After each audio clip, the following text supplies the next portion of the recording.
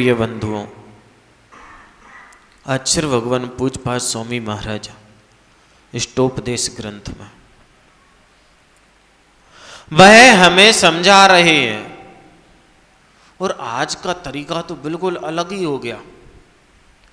उदाहरण दे रहे हैं कि लोग सोचते हैं, कमल जी, कोई आपको देखे और सोचने लग जाए कि मैं भी इतना धन कमाऊंगा, इतना धन कमाऊंगा, तो खूब सारा दान दूंगा।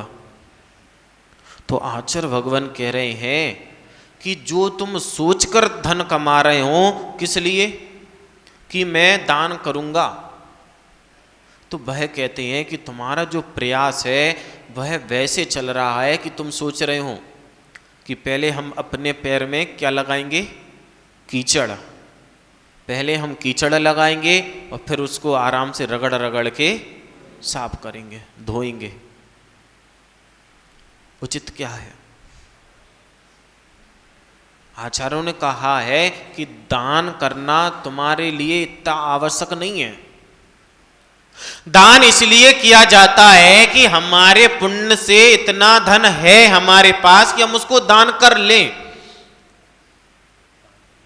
लेकिन दान करने के लिए धन कभी भी कमाया नहीं जाता। हमारी सोच कभी कभी जब हमारे परिणामों में निर्मलता आती है तो हम ऐसा भी सोच लेते हैं कि मैं बहुत पैसा कमाऊंगा, बहुत पैसा कमाऊंगा, बहुत बड़े बड़े मंदिर बनवाऊंगा। धन अगर आपके पास है तो मंदिर बनाओ, प्रतिमाएं विराजमान करवाओ। मैं कह रहा इतना धन अगर आपके पास है तो एक एक व्यक्ति, सेलू भाई, एक एक व्यक्ति बिल्कुल तैयार रहो कि एक एक क्षेत्र हम अपने पैसे से बना कर रख लें।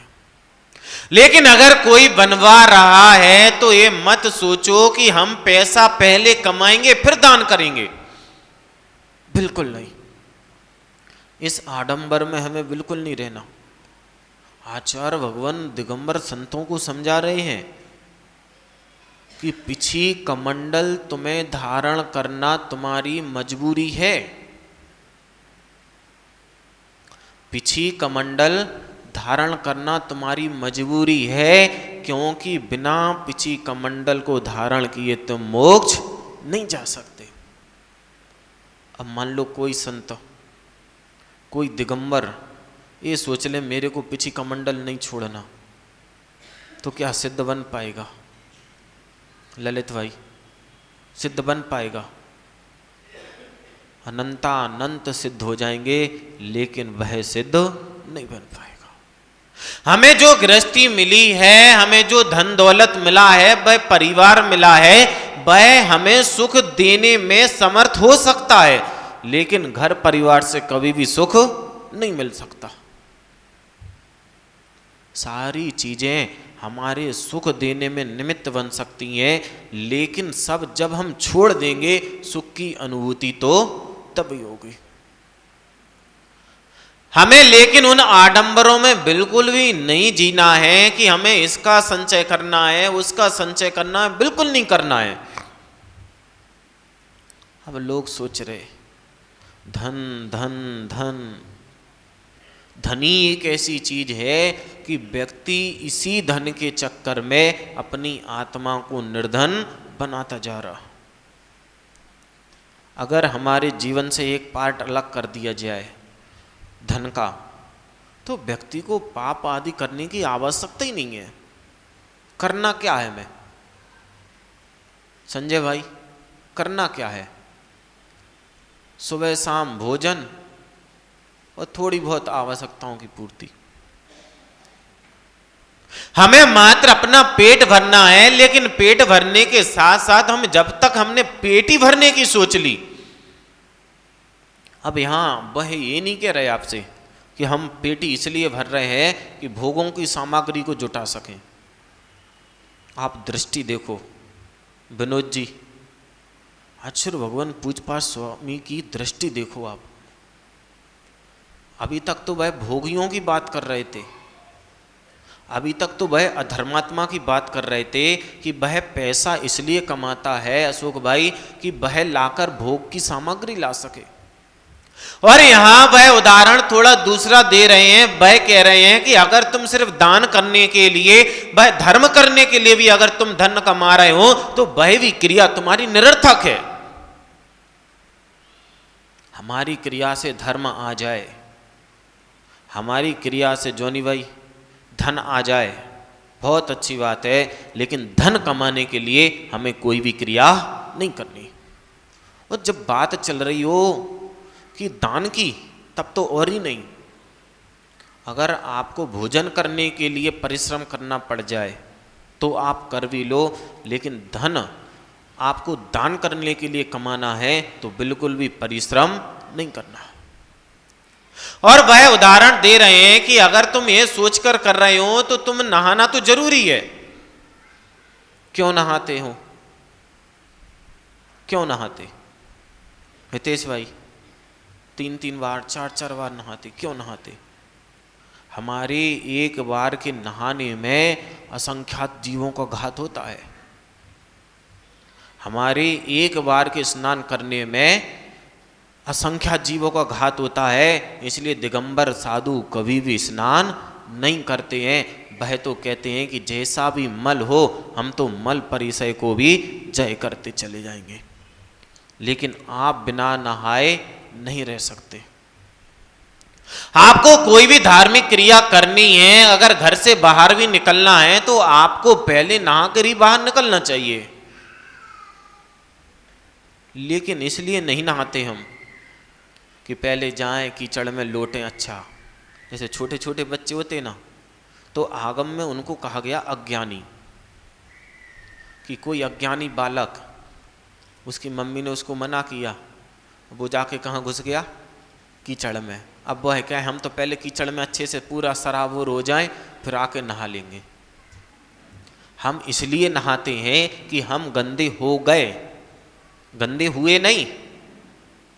होना और हो जाना, गंदा हमारा हो जाना एक स्वाभाविक क्रिया है, लेकिन जानबूझकर हम गंदे हो जाएं, एक कहीं भी हमारी ज्ञान भरी प्रतिक्रिया नहीं होती है। हमें जितना धन मिला है हमें उसका दान करना है, लेकिन दान के लिए बिल्कुल भी नहीं कमाना। जितने भी आडंबर में हम फंसते चले जाते हैं, जितने भी आडंबर में, वह 4 लाइनें याद आती हैं जो सटीक यहां पर बैठती हैं। पैर धोऊंगा, पैर धोऊंगा कीच लगा कर, पैर धोऊंगा कीच लगा कर, कहाँ का ये तेरा है ज्ञान। कि अगर हम सोच रहे हैं कि हम अपने पैरों को लिप्त करते जाएं, हम करते क्या है? मान लो किसी ने आपसे कहा, आशीष भाई, किसी ने आपसे कहा कि तुम्हें ऐसा नहीं करना, तो क्या जवाब दे देते? अरे ठीक है, कर लेंगे हम, बाद में अपने हिसाब से दान पुण्य करके कर्म काट लेंगे। मतलब पहले आप अपनी आत्मा में कीचड़ उछाल रहे हो। और सबसे बड़ा आश्चर्य तो ये है कि जानने के बाद हम बड़े गौर से कह देते हैं, बड़े ध्यान से कह देते हैं कि ठीक है हम बाद में कर लेंगे। जब बाद में तुम्हें साफ करना ही है, जब घर को तुम्हें बाद में साफ करना ही है, तो बाहर की गंदगी अंदर क्यों ला रहे? घर क्यों साफ करते हो? घर क्यों साफ करते? घर को पहले हम गंदा करते हैं कि घर गंदा हो जाता इसलिए साफ करते हो। किस लिए? किसी को पता ही नहीं है। सब बस घर साफ किए जा रहे, लेकिन कभी किसी ने बाहर का कचरा अंदर डाला है क्या? अंदर का बाहर तो किए हो, लेकिन बाहर का कचरा अंदर कभी नहीं लाते। कितने ज्ञानी आत्मा हो, ओ हो, कितने ज्ञानी हो कि बाहर का कचरा तो अंदर नहीं लाते, लेकिन बाहर का जो पाप है, वह जो परिश्रम से जो पाप उत्पन्न हो रहा है, उसको अपनी आत्मा में जरूर ले आते हैं। कितने ज्ञानी हो, ओ हो, कितना आनंद आ रहा ज्ञानी सुन के। और आचार्य भगवान ज्ञानी की परिभाषा दे रहे हैं कि जो अपने घर को साफ तो करता है लेकिन बाहर का कचरा अंदर नहीं लाता। और हम अगर सोच रहे हैं कि अभी तो जितना पाप करना है, अभी तो जितना पाप करना है करते चले जाओ, बाद में देख लेंगे, कि हमारा कल का तो भरोसा है नहीं, शाम का भरोसा तो है नहीं, अगले क्षण का तो भरोसा है नहीं कि हम कुछ देख पाए ना देख पाए, और हम क्या कह देते, बाद में देख लेंगे। आचार्य भगवान कहते हैं ये खेल खेलना बंद कर दो। तुम्हें लग रहा है कि हम दूसरों के साथ खेल रहे हैं, लेकिन दूसरों के साथ तो खेलने की तुम में ताकत ही नहीं है, तुम अपने साथ स्वयं खेल खेल रहे हो। और जो खेल खेल रहे हो इसको खत्म करो, चाहे तुम किसी भी रूप में खेल रहे हो, चाहे हकीकत में खेल हो, चाहे मजाक में खेलो, उसका अंत तो हमेशा बुरा ही होता। अगर खेल खेलना भी है तो आगम में इतने खेल खेले गए, महावीर जी इतने खेल खेले गए। वह खेल देखो आप ब्रह्म गुलाल का, ब्रह्म गुलाल जैसा दूसरा नौटंकी वाला नहीं था। आप लोग तो जो नौटंकी करते हो ना, कभी कोई सी नौटंकी स्टार्ट, कभी कोई सी नौटंकी स्टार्ट, लेकिन ब्रह्म गुलाल से बड़ा कोई भी नौटंकीबाज पूरे इस विश्व में नहीं हुआ। जब वह अपनी जादूगरी करता था तो बिल्कुल हूबहू। एक बार राजा ने सोचा कि क्यों ना हम भी इसकी नाटक देखें, बड़ा सुना है कि वो बहुत नाटक करता है, बहुत नाटक करता है। हम लोग भी कम नाटकबाज नहीं है, हम लोग भी कम नाटकबाज नहीं है। जब घर से निकलते हैं तो अपना चेहरा दूसरा रहता है, और जब बाहर निकलते हैं तो नाटक स्टार्ट हो जाते। घर में तो अगर घर के परिवार हैं तो उनको अच्छे से नहीं बोलेंगे, घर के लोगों से तो बिल्कुल भी अच्छा बोलना पसंद नहीं करेंगे, और बाहर के लोग जैसे ही दिख जाएंगे तो जय जिनेंद भैया, जय जिनेंद चाचा जी। ये भी आपका नाटक है कि हमारा स्वरूप कुछ और है, लेकिन दूसरों के सामने हम दूसरा प्रस्तुत कर रहे हैं। क्या है ये? नाटक। नाटक दिखाकर दूसरों के सामने तो अच्छे बन जाओगे, लेकिन अपनी निगाह में कभी भी अच्छे नहीं बन पाओगे। जब भी शांति में सुकून में सोचोगे तो तुम्हारी आत्मा तुमसे कहेगी कि तुमसे बड़ा छलिया मैंने दूसरा नहीं देखा। राजा ने उसको बुलाया, राजा ने उसको बुलाया, बोले मेरे को तुम्हारा नाटक देखना है। बोले क्या नाटक देखना? बोले तुमने बहुत जादू दिखाए, इस बार तुम मुझे शेर बनकर दिखाओ। शेर सब लोग देखना चाहते, लेकिन जैसे ही शेर सामने आ जाता तो ढेरों के ढेर लग जाते लोगों के। शेर तो सब देखना चाहते हैं, लेकिन शेर देखने की ताकत किसी में नहीं है। सब चाहते हैं कि हम कुछ अच्छा देख लें, लेकिन अच्छा देखने की ताकत नहीं है। उसने बहुत मना किया कि शेर देखना हर किसी के बस की बात नहीं है। शेर देखना है कहना अलग बात है, और शेर को देख लेना बहुत बड़ी बात होती है। उसने नहीं माना, वो बोले नहीं मेरे को तो शेर ही देखना है, मेरे को तो शेर ही देखना है। भाई अपनी जिद पे अड़ गया। और कुछ हटें ऐसी होती हैं कि भगवान भी उनके सामने कुछ नहीं कर पाता। बाल हट। बच्चा अगर सोच ले कि आज पापा को गधा बनाकर उनके ऊपर बैठना है, तो पापा को तो सुबह नहीं बने तो शाम, और शाम नहीं बने तो रात को गधा बनना ही पड़ेगा। एक होती है सबसे फेमस स्त्री हट। स्त्री ने अगर सोच लिया कि ऐसा करना है तो अब उस वह कुछ भी कर लेगी।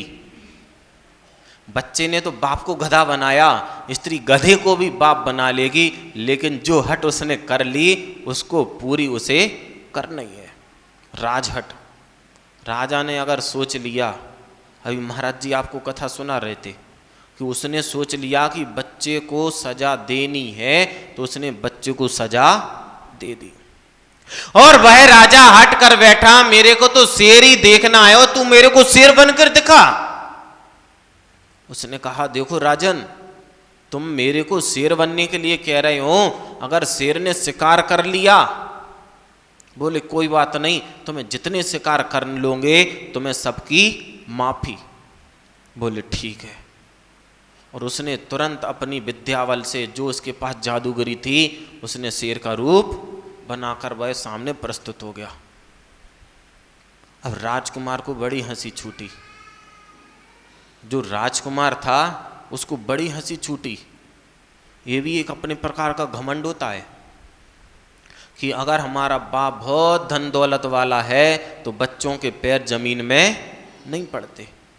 भाई समझते हैं कि मेरे बाप के पास बहुत बड़ी धन दौलत है, मेरे बाप के पास इतनी जमीन जायदाद है, मैं कुछ भी कर सकता हूं। तुम कर तो लोगे लेकिन उसका अंजाम भी देख लेना। भाई उस शेर से कह रहा कि दहाड़ तो मार। वह उसको उकसा रहा कि तू दहाड़ तो मार, तू शेर नहीं है, तू तो बिल्ली का बच्चा लग रहा। लेकिन कब तक कोई व्यक्ति सुन ले, कब तक दूसरा व्यक्ति कब तक सुन ले। अगर कोई व्यक्ति आपसे कुछ कहता है तो कब तक सुनते हो? जब तक आपके अंदर की शेर जागृत न हो जाए। हम अगर एक सात्विक जीव हैं, हमारा स्वभाव बिल्कुल गौ की तरह है। कैसा है? गौ की तरह है, क्योंकि हम भगवान महावीर स्वामी के वंशज हैं कि जिनका चिन्ह तो शेर था, लेकिन उन्होंने कह दिया था कि शेर कभी भी बन के मत रहना। लेकिन अब हम उनके कहने भी भूल गए। जो सात्विक यानी कि सीधा साधा प्राणी, कौन? गाय, कि कितना भी उसको मारो लेकिन आखिरी में वह दूध सबको पिलाती है। उसको वह राजकुमार उकसाता जा रहा। अब उसको भी बड़ा क्रोध आया और तुरंत उसने लिया और उस राजकुमार को काम खत्म। जैसे ही उसको होश आया कि हम एक क्या कर बैठे, उसने तुरंत अपना रूप बदल लिया। ऐसा ही होता है, जब हमें क्रोध आता है तो हम कुछ भी नहीं देखते। माँ हमारे को माँ नहीं दिखाई देती जब क्रोध आता है, पिता हमारे को पिता दिखाई नहीं देता, बच्चा हमें बच्चा नहीं दिखाई देता है। हम क्या करते होते हैं, हमें कुछ भी दिखाई नहीं देता।